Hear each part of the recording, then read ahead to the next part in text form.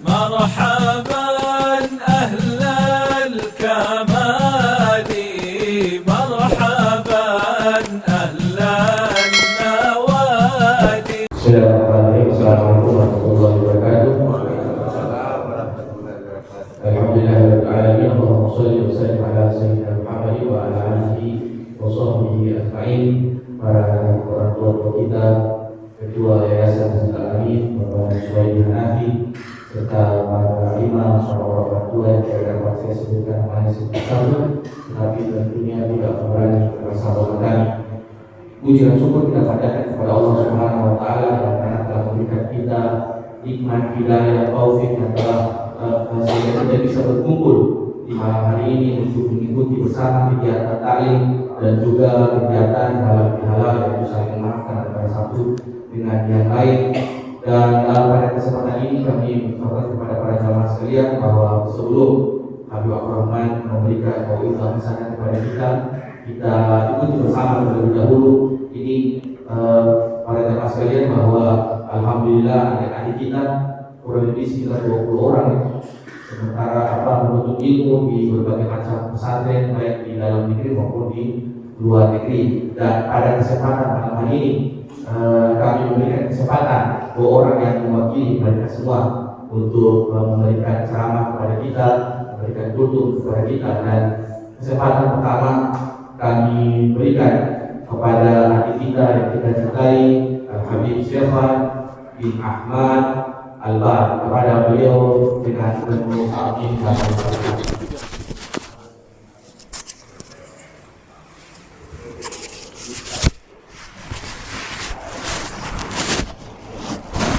Assalamualaikum warahmatullahi wabarakatuh.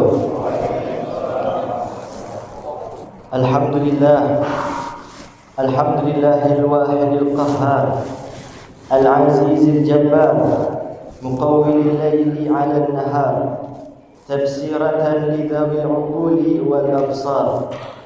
Allahumma salli wa sallim ala sayyidina Muhammadin mattasallatil 'uyunu bin nazar وتزخرفت الأرضون بالمطر وحج حاج واعتمر وطاف بالبيت العتيق وقبل الحجر وعلى آله الأطهار وأصحابه الأخيار من يومنا هذا إلى يوم الوقوف بالمحشر. أما بعد، حضرة المكرمين ومحترمين، جميع حبايب الشرفاء والأساتذة الكرماء wasyuyukhil ahibba rahimakumullah.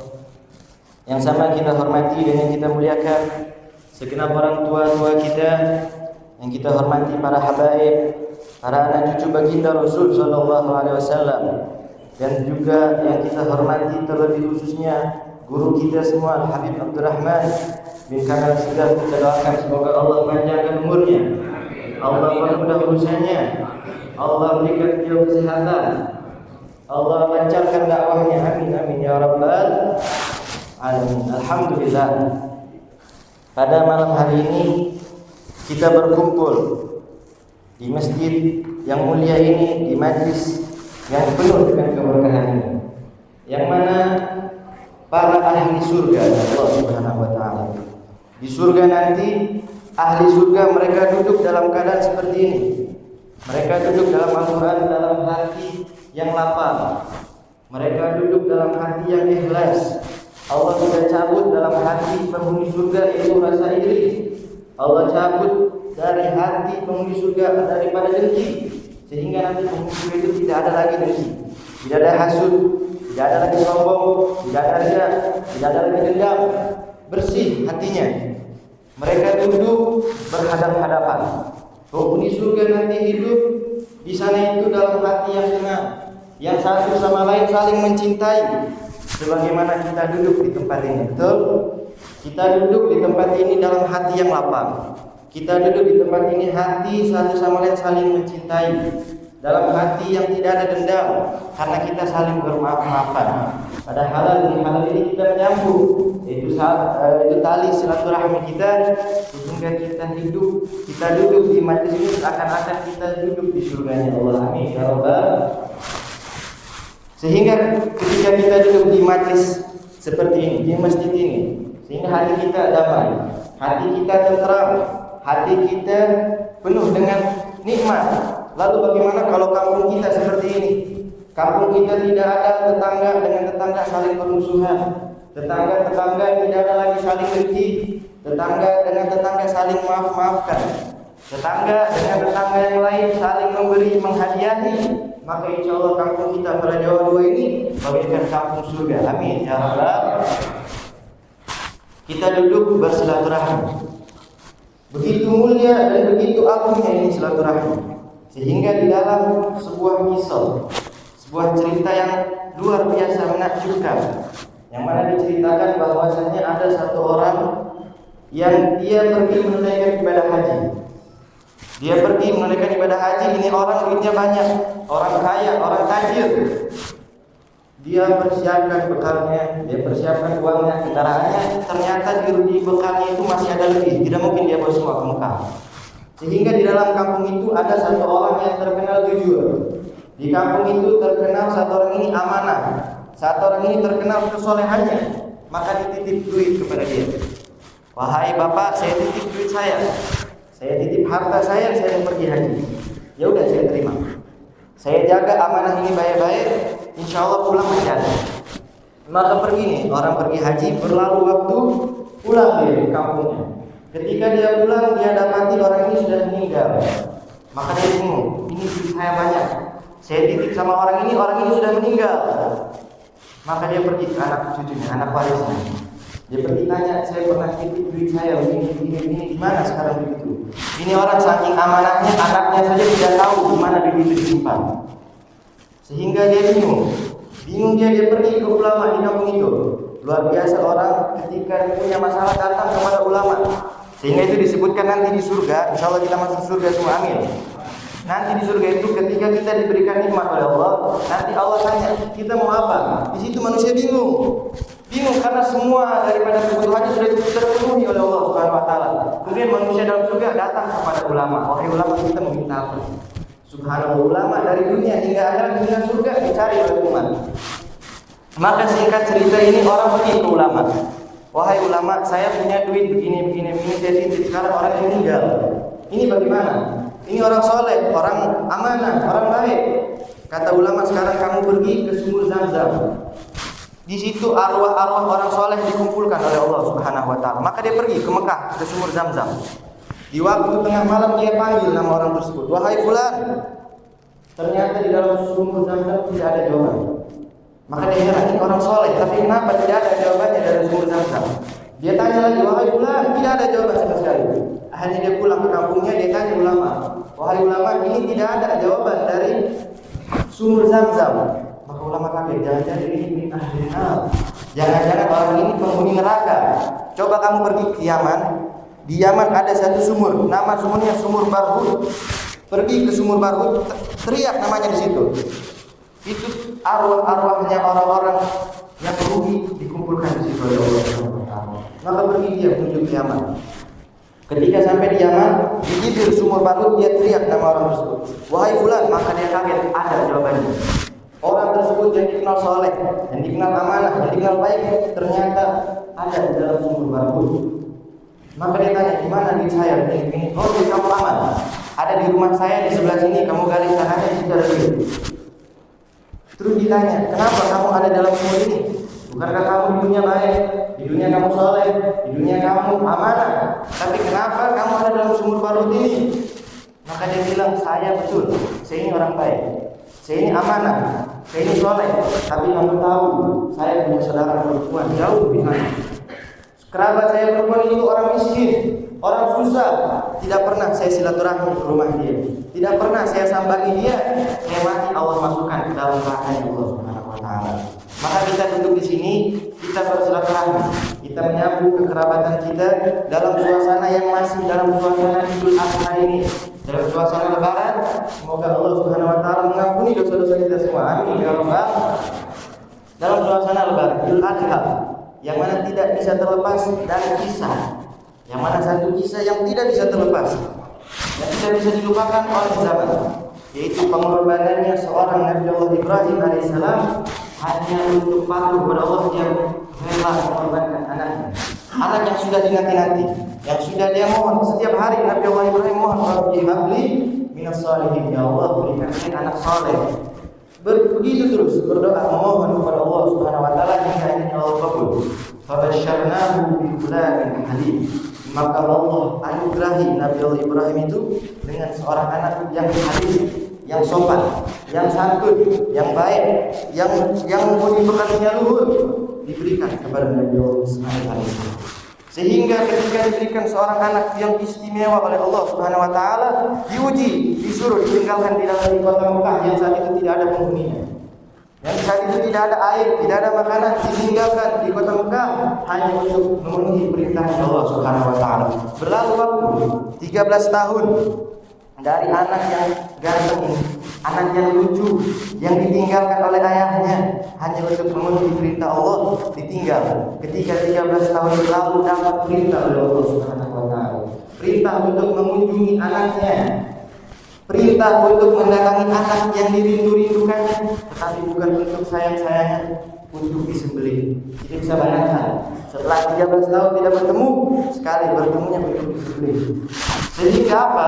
Pergilah Nabi Allah Ibrahim alaihissalam dari Palestina, beliau pergi ke kota Mekah. Ketika sampai di kota Mekah, dia lihat ada seorang anak yang putih wajahnya, yang ganteng, yang bercahaya, sehingga dia tahu inilah anak saya Ismail alaihissalam. Maka mereka pun ngobrol, mereka bercerita, mereka saling melepas rindu. Akhirnya Nabi Allah Ibrahim alaihissalam dia mengatakan, ya bunayya, ini aradina aj'albahu, wahai anak, maafnya ayah dia semalam engkau diperintahkan untuk disembelih oleh Allah Subhanahu wa taala.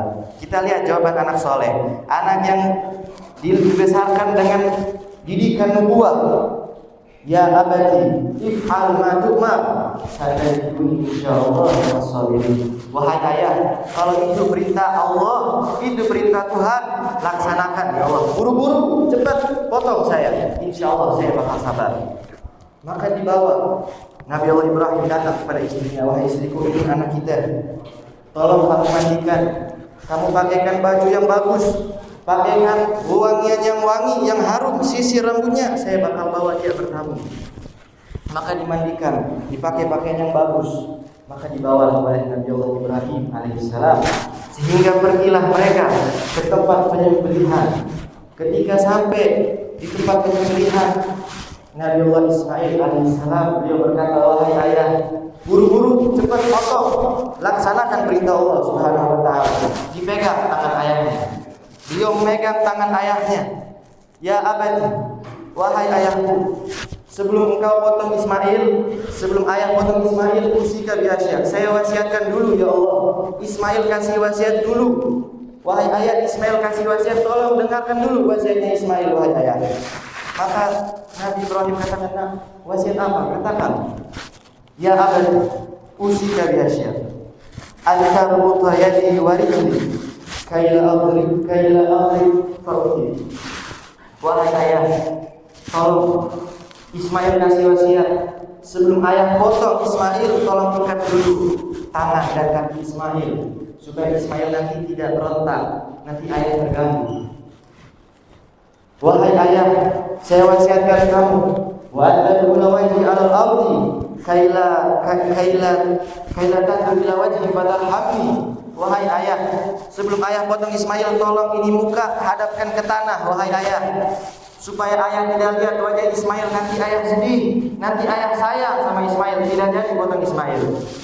Wahai ayah, ya abadi, ukuf yadaka kaila yatarabbak syai'un min dami wa yanqusa ajri wa tarahu ummi fatahzan. Wahai ayah, tolong sebelum ayah potong, ayah gulung dulu dengan bajunya.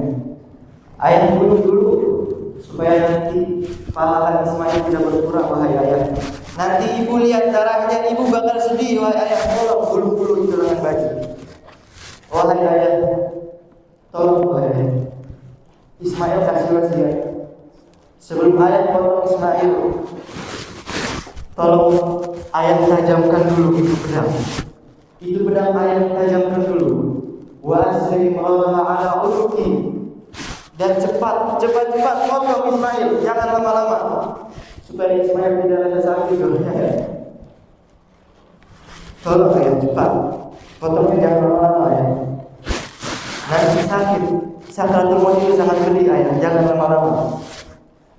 Wahai ayah, wazhab bi qamisi ila ummi tazkiratan laha wa sallim 'alaiha. Wahai ayah, ini gamis Ismail copot dulu. Wahai ayah, gamis saya bagus ini, tolong kasih ke ibu kenang-kenangan dari Ismail. Ayah, tolong kasih dan kirim salam buat ibu. Kirim salam buat ibu ayah. Katakan buat ibu, isbiri, sabar. Sabar ini adalah perintah Allah Subhanahu wa taala. Tolong katakan ibu sabar, ini adalah perintah Allah, kita harus tunduk patuh. Wahai ibu, wahai ayah, wasiat terakhir ayah. Kalau ayah lihat seorang anak yang mirip dengan Ismail ayah, yang mirip dengan Ismail, jangan lihat wajahnya. Jangan lihat wajahnya, nanti ayah ingat sama Ismail, ayah bakal sedih. Ayah bakal menyesal sama Ismail. Tolong jangan lihat. Maka Nabi Ismail dengan meneteskan air matanya, dia mengatakan, ni'mal aun anta ya waladi ala amri rabbi. Wahai anakku, engkaulah sebaik-baik hamba dalam melaksanakan perintahnya kepada Allah. Dalam sebaik-baik melaksanakan perintah Allah, engkaulah wahai anakku. Maka dipotonglah Nabi Allah Ismail alaihissalam. Ketika dipotong dengan sekuat tenaga, tapi tidak mampu untuk memotong lehernya Nabi Allah Ismail alaihissalam. Kenapa? Karena Allah tidak mengkehendaki seperti itu. Sehingga dengan izin Allah pisau tersebut berbicara, wahai Ibrahim, bagaimana saya nurut sama kamu, sedangkan Allah memerintahkan saya untuk tidak memotong Ismail alaihissalam. Sehingga para malaikat tadi itu bersujud karena kejadian tersebut. Kok ada hamba Allah yang mengorbankan anaknya untuk mencari ridhonya Allah Subhanahu wa taala. Sehingga digantilah dengan kambing, dengan kibas, dengan domba, sehingga Allah pun meridhoi daripada Nabi Allah Ibrahim alaihissalatu wassalam. Semoga ceramah yang singkat ini semoga bisa bermanfaat bagi kita semua. Mohon maaf atas segala kekurangan. Tidaklah saya berdiri di tempat ini melainkan hanya untuk menjalankan perintah dari guru kami Abdul Rahman. Semoga yang sedikit ini bisa bermanfaat. Wassalamualaikum warahmatullahi wabarakatuh.